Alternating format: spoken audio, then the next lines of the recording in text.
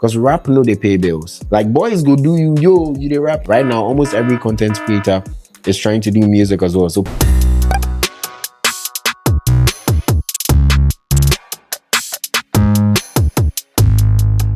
all right, so today I'm joined by someone who has released a single anthem. He's the king of broken heart. That's I call him, by the gospel of broken heart. You know, he has linked up with two different artists of different genres. They're still in the same category though, but then, you know, kind of like different style of music, you know, different flair of music. Right. And today I'm joined by him. You know, I've been watching him from afar since 2024, if I'm right, because he released a song called I think Enough is enough. The leaders we trusted just they mess up. Oh, this beat is catchy. Inti ya feye nya break up. Free the Heat, right? Yeah, I watched that song. I listened to it, right. And today I'm joined by him. He's really seated here, and you know, let me allow him to introduce himself briefly. Yeah, so, what be the name, by the way? my name be Eni Baid. Eni Baid. Yeah. But for me, I figure like be Eni Baid. No. It be Baid. Baid. So As in bathing. as in Baidu. Yeah, okay. As in Baidu. So I actually carved the name from my biological name. Okay. Because going to high school, I didn't want to, you know, have the bounty killers, the Wumpusru and the rest, like you understand. Yeah. So I had a school mother that used to refer to me as Eni. Big shout outs to Priscilla Jesse in the UK. You know, like she used to call me Eni every time. You know, so I'm like, okay, Charlie, this name they be, because it be like if them call me Eni to other girls, they like them. So why how can you can't get broken? If you had a school mother that was taking care of you, basically, that means Charlie ladies that were in her circle that she could link up with you. Why you can't get broken all of a sudden? Ooh. I don't say no broken, but maybe the single anthem. Oh, you see, say I left school, Okay. right?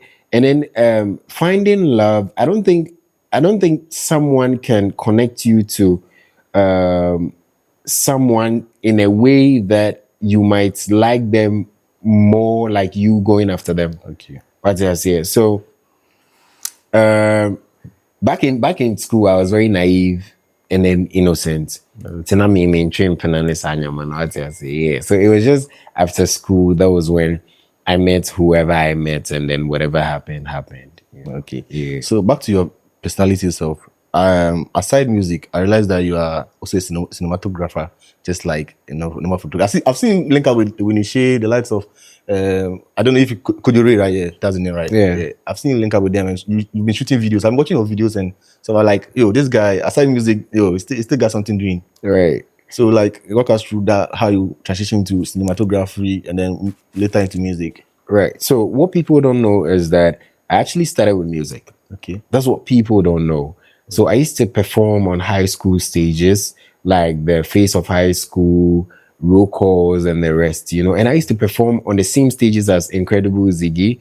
By then, Mr. Jew was a dancer, okay, you know, so he was part of the Becky crew, you know. So music has always been a thing. But then after high school, I needed to learn a craftsmanship that I could make ends meet with. Because music is capital intensive, and you need money to invest into music to reap later.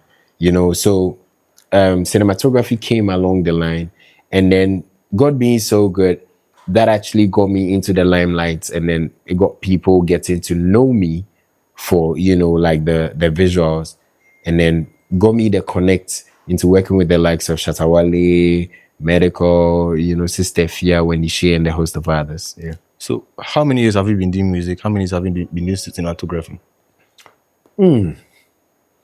I think I've been doing music. I can't really recall the year, but then I started music professionally after JHS. Oh, that's right. That's like a very long time ago. I didn't even know I was musically talented. We used to like play in classroom, you know, like teasing our colleagues and that, you know. So it started with a freestyle, and then I realized that, oh, I could take this thing serious. But then I took a break after high school.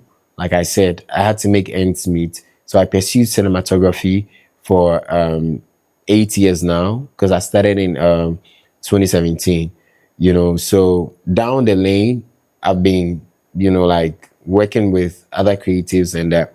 But then the good thing is, I used to be a rapper then. Oh, okay. Remember the freestyle? Anyhow, you understand? So I used to be a rapper then. And then like I transitioned to being a singer because rap no they pay bills. Okay. In my opinion, I'm not attacking anybody, but in my opinion, I feel like being a rapper, Ghanaians haven't really fully embraced rap. You know, like boys go do you, yo, you the rap, but at the end of the day, going to the club and the rest, they don't play rap music. Yeah, sure. You know, so yeah, so all along while I was, you know, practicing the cinematography and then making moves around that one, I was also training my vocals for, you know, music. So you know, down the line, you've done music since GHS, if I'm right. Right. And till now, you're still doing music. Right. You know, music is like eating food. You easily get tired of the same food. Right. Like, in what way have you been consistent? Like, you've felt like not giving up? Because I know that in a way, looking at if you don't have money, you feel like giving up in music because you have to pay people to blog your music. Those days you used to blog music. Now that TikTok is helping. Right. So you have to pay people to promote your music, dancers. Like, how have you been consistent in the industry now? So I think it boils down to passion. Okay. Because if someone is not passionate about something, I don't think they would even have the urge to, you know, pursue the crafts for that long. You get to. So it boils down to passion. And then also, aside passion, I took time to actually study the music business before coming back into the music scene this time around. So when I started 2 years ago, when I released my first single, which was Mood, people felt like, oh, he's also one of the creatives that is trying to do music. Because right now, almost every content creator is trying to do music as well. So people felt like, oh, I'm one of them. But what they don't know is that I've had a music background and then I'm coming back to my first love. Okay. You know, so music has been there and it's something I love. I can boldly say that I love music more than the cinematography. So would you say that's where the Broken Heart came from? Because coming back to the music, the song that made me to discover you was Single Anthem I. Right. Now you have Single Anthem II, which you Right. link up with Kojolwe and then Sister Fia. Right. Shout out to them, right? Like, were you actually broken before going to the studio, or just like feel like the normal artists that will get into the studio and then do any love song and then release it out? Right. So I as partly creativity and then a real life story, right? So this is what happened. I woke up one morning and then there was a Jama song trending, right? Okay. So I just checked on TikTok and then I heard it. And then it inspired me. Like instantly, I had the chorus in mind. Baby, I made a cushion. You know, so I had it in mind. I linked up with my producer, big shout outs to Kachi Beats. So I linked up Kachi. We played the instru. I did the chorus, and then I did the first verse, and that was it for me. So I wanted to like create something controversial. So I wanted to get somebody who is in a relationship to counter the whole, you know, like broken heart thing, just so it becomes balanced. And then, you know, it wouldn't be for just single people, but then those in a relationship as well. But I sent it out to a few colleague friends in the industry, and they were delaying me. But mind you, I sent this same song to my then girlfriend, and then she was like, oh, it's nice. But I didn't know I was predicting the future of being by myself later. Okay. You know, so I've had the song there, and then like it's been in my archives that I've been listening to. But these artists are also not giving me the verses that I was waiting for. Okay. So along the line, things didn't go as planned, and then she actually wanted to end things with me. So Is I got there, like, sorry to cut it short, is there any reason for that? Sorry, it's a personal thing, but I know maybe because you're too focused on your work, maybe you're running out of money, you're trying to balance the two, and then she felt like attention wasn't there. Was that a reason? Because some part of your song, the verse was really like touching. You get it, first verse. Right. I felt like the song was like the verse was painted to someone directly. It wasn't like just the normal song. Exactly. Like I was saying, I had the first verse done. That was like creativity. I just created something off head. So would you say at that point when you're going through something before entering the studio? Because that verse alone is totally different from the second verse. Yeah. So the first verse, I was not going through anything. I was happily in love. Trust me. Like I was madly in love. She knows. Like I was crazily in love. Right? But then the second verse came from a place of, you know, broken pieces. Like you get it. Like the words in there are not directly everything I went through, but then it came out of a pain, like a place of pain. Okay. You get it. And it wasn't like we had a misunderstanding or something, but then I was just there sometime and then, she just told me that she doesn't feel the same way she used to feel for me. What can I do? Nothing. Let it go. You know. All right, coming to one thing again. At what point in this relationship or in this song were you like, oh yeah, I'm done with relationship? I'm actually not done with the relationship. I mean that relationship. Because I'm going down to that particular first anthem. You get it? The first anthem was what I think you released it somewhere January 30th, if I'm right. I don't even record it. That's January 30th, 2025. That's it on my FYP. And the song actually started trending actually on 14th February. That was on Valentine's Day. And which is like, at that time, I felt like, oh, what's going on? And I was also like, at that time, I was also facing something, not really a broken heart, but it was like, a relationship that wasn't stable. But me and you will be broken. Why you know they want to be broken? We still did that same shit. Oh, right. Yeah, so I do on my own. Yeah, you do on your own. Like your battle. I see. Yeah, so like, how does it feel like still having that same song trending now? That's what I want to find out. So when we parted ways, actually, I didn't agree. Honestly, I was hurt. I locked myself for almost a month. Yeah. Like my mom would come from work and then she'd come check up on me if I'm okay. Like she had to actually sit with a lady and then have a conversation, ask her what was wrong and stuff. But then it looked like she had already made her mind up. And you know what's funny? When I got my heart broken, she was checking up on me regularly to make sure that I was okay. So in my head, I was like, okay, cool. Maybe I stood a chance of, like us coming back together. Know me. Yeah. But at some point, it felt like I was chasing her. So I came of realization and I was like, people look up to me. People embrace me for who I am. So why am I making one person close the door, like on these people that look up to me? Because I got suicidal. Okay. To be very honest, like I got very, very suicidal. So, I actually had to snap out of it and then tell myself that, you got to wake up and then take yourself. So I want to understand the genre you are in. Is it hip life, right? Or you're just doing like the normal, there's a way they call it, just like an artist that can do all genres of music. Right. So I do anything I feel, right? But don't you think, or don't you also feel like the audience need to be like whipped to a certain direction for some time? So I believe that if you're very authentic and then you believe in what you're doing, people would embrace what you're giving them. Because example is a chef. Okay. If you say a chef if you ask a chef to stick to one meal, people will get bored easily. Okay. But if you allow the chef to do them, they're going to serve you with different delicacies and then you never get tired of eating their meals. You get it. So I wouldn't box myself under one genre. Because if you listen to Singles Anthem, it has elements of high life in there, elements of Jama, which people don't touch on, right?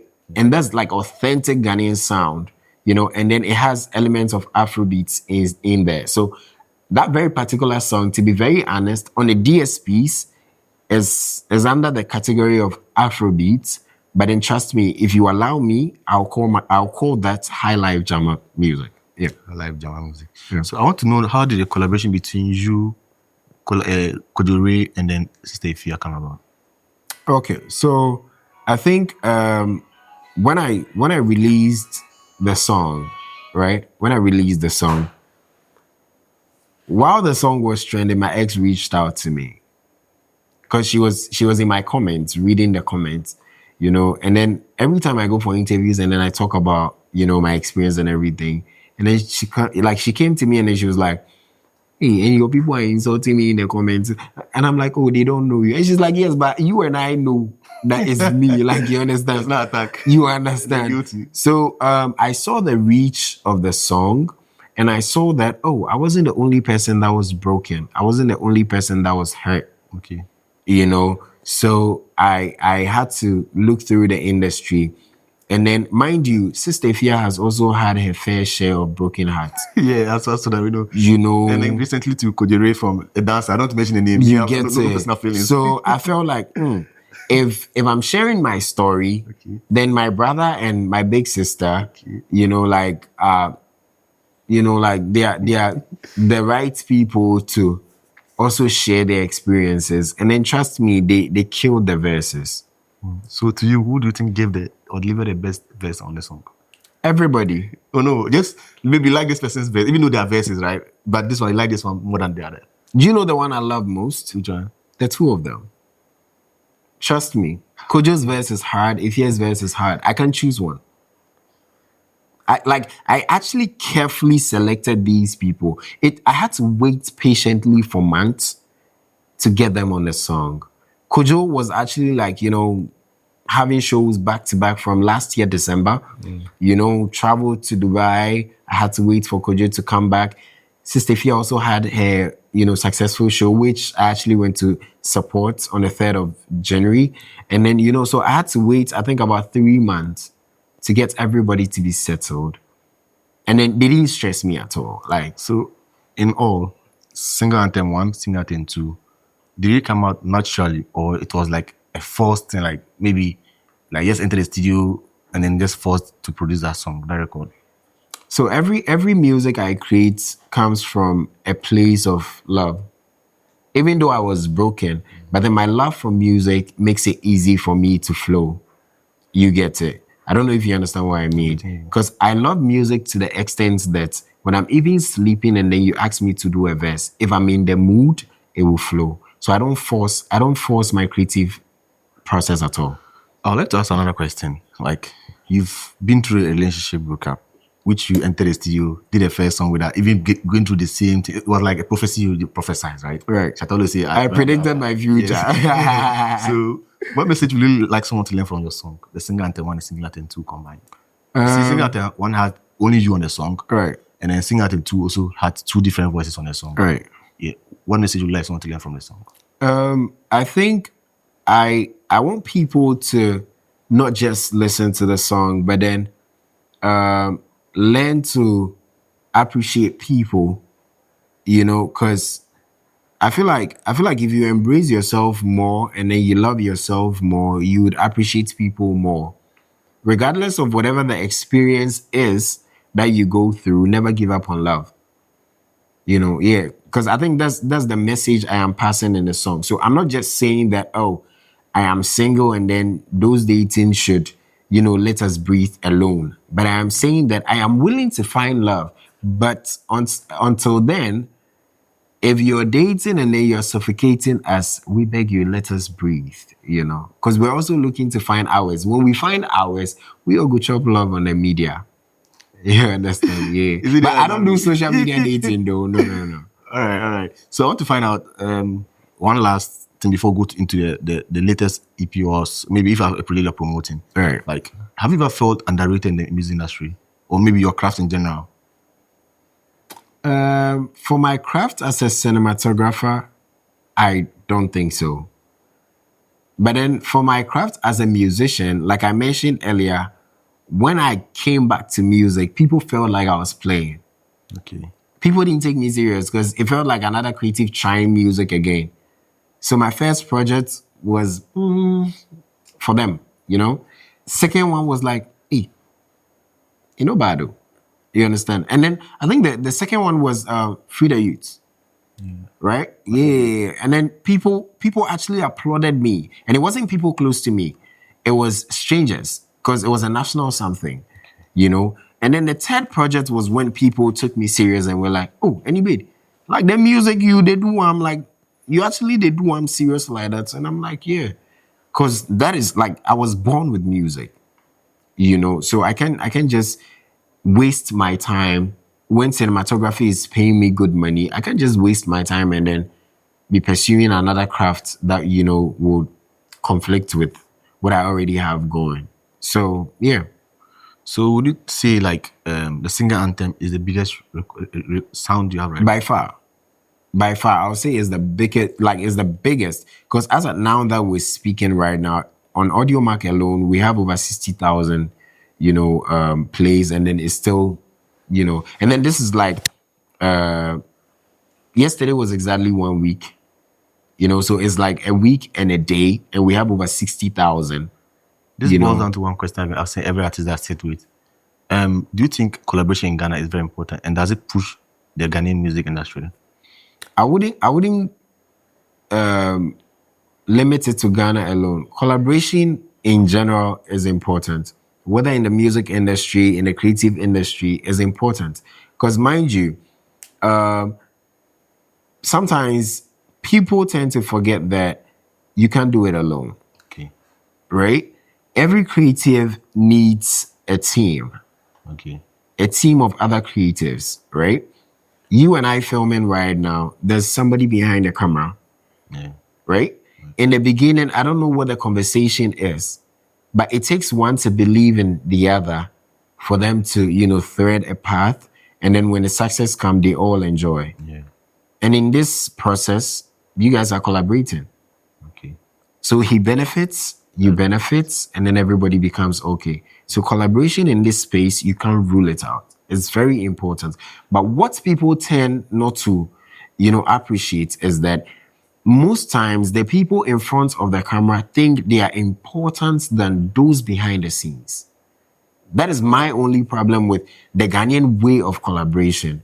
So some people feel like, oh, I am doing you a favor by, letting you film me, and then I'm going to tag you, But then tag alone is not important. Holding people's hands, putting them on deals, putting them into spaces that you have access to, that is the most important part of collaboration that our people are not doing.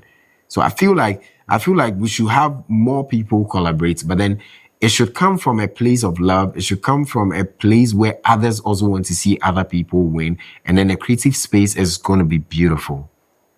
Yeah. So let's come to your brand. What should we expect from Eni Baid, sorry.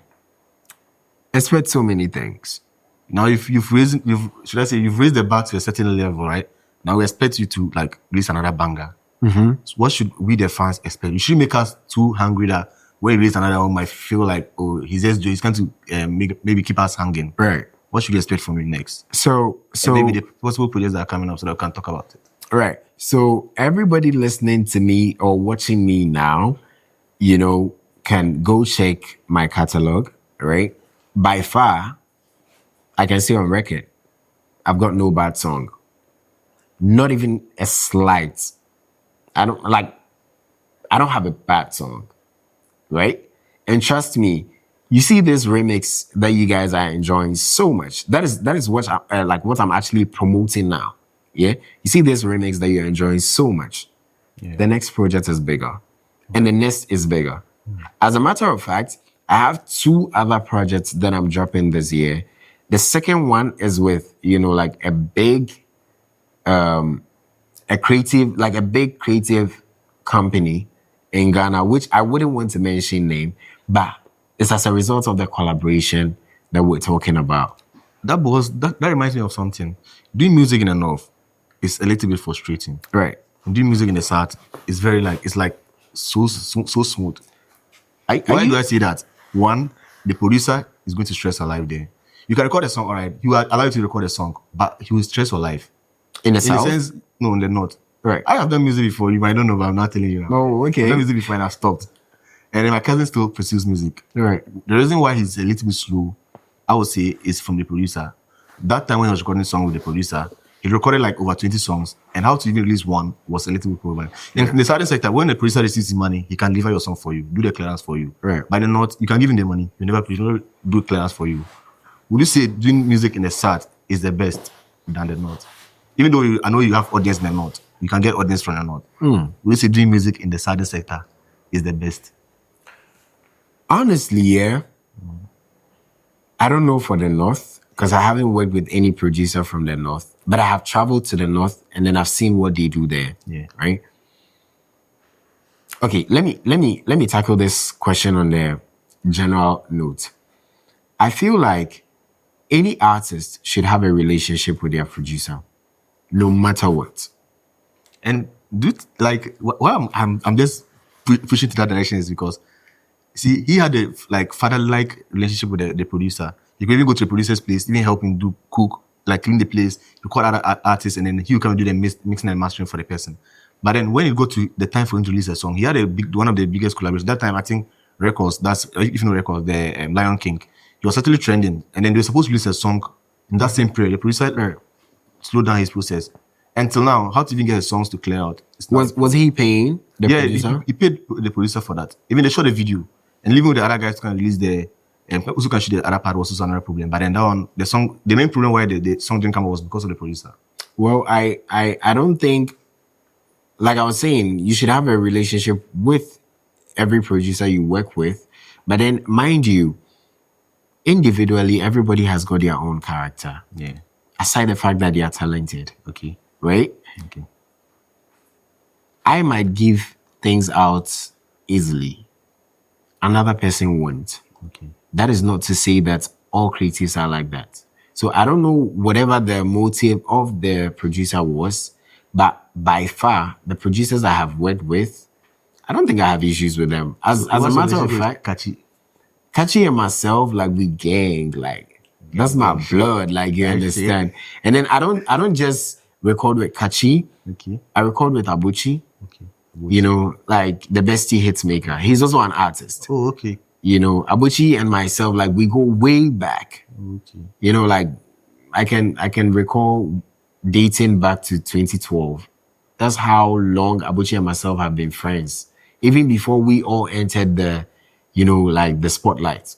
You get what I mean? So my producers and myself were more than family, and then we understand ourselves as well. Okay. You know, so I can't really pass judgment on the other producers' behavior. I think it's a personal thing, you know. So I would advise your brother to find a way, if he can get the stems and then get another producer to mix and master and get it ready for him. I think that would be the best, you know. I want us to play a game, a simple game. Mm-hmm. Complete the sentence.